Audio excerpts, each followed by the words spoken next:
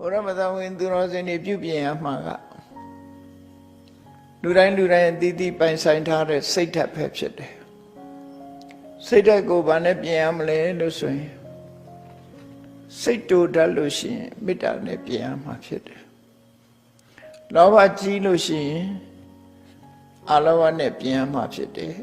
ဒေါသကြီးတာမေတ္တာနဲ့ပြင်တယ်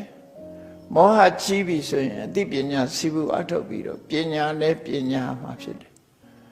အဲ့ဒါလို့မပြင်မဘူးဆိုလို့ရှိရင်ဘဝဟာ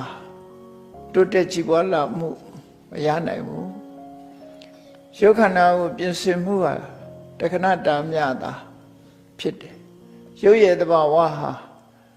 မြည်များပဲလှပနေစေကမူမကြခင်မဲ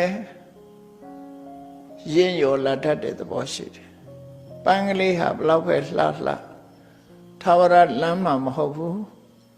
နွမ်းသွားတဲ့အချိန်ကစပြီးတော့ဒီပန်းကလေးရဲ့အလှပဟာကုံဆုံးသွားပြီလို့ပဲပြော